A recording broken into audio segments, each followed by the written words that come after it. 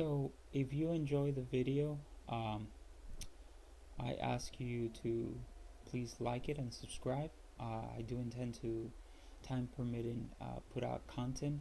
One of the things that we can be that I do intend to go over is if necessary we can talk more about these mutations that relate to skin pigmentation and their frequency and their appearance in ancient genomes. We actually have quite a few ancient genomes to this day, and uh, we're getting to the point where we can actually trace the origin of these mutations. And I will give you some heads up. European hunter-gatherers were by no means a homogeneous population uh, in terms of pigmentation. They were fairly homogeneous as it came to general genome.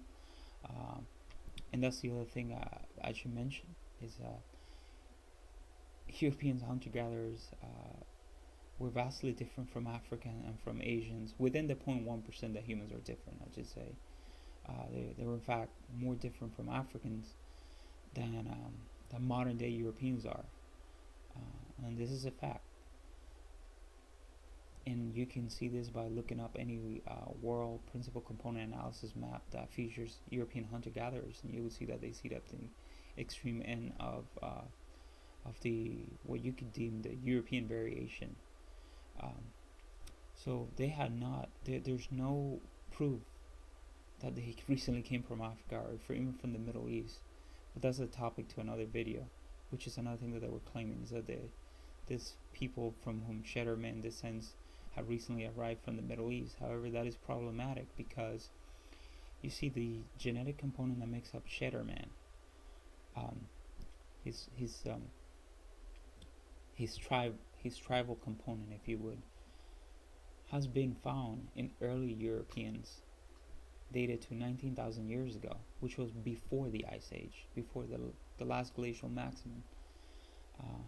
There's a lady from Spain, they call her Lady of El Miron, and it's modeled to be about 33% of this genetic component that we call Western hunter-gatherer, and it shows that this is a native European component, and we know that it is a native European component, and I'm using Europe to mean the European continent and possibly northwest Turkey, what is today not northwest Turkey, because every other ancient human that is outside of Europe during this time carries this component that is known as basal Eurasian, which is a component that split off from the human genome before the East and West Eurasian split off.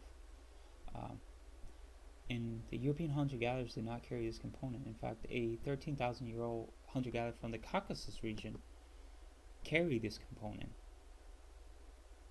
He also actually happened to have this skin pigmentation, by the way. So that's just giving you sort of a heads up. For example, yeah, this is funny right here, because even here in Snipedia it says that it's spread around 6 to 12,000 years ago. Prior to that, were most likely brown skin. Okay, brown skin is it's a sort of a, I would say that's fairly correct. Black skin, it's where it gets crazy. Is when you got. Let me see if I find the. Yeah, here's a fella. Here's how they put him. Would you look at that? And he wasn't fair skinned. And oh my god, the media's running wild with this, by the way. They're using this to say all kinds of crazy stuff. But I bet you anything, like I'm sitting here, not that it should matter, but apparently it does to some people. His skin color was not that. That is a hyperpigmented person. And even if it were that, which is not, I mean, we see that with the mutations, this person's still 100% European, and was, and his parents, grandparents, great-grandparents, great were probably all from Europe.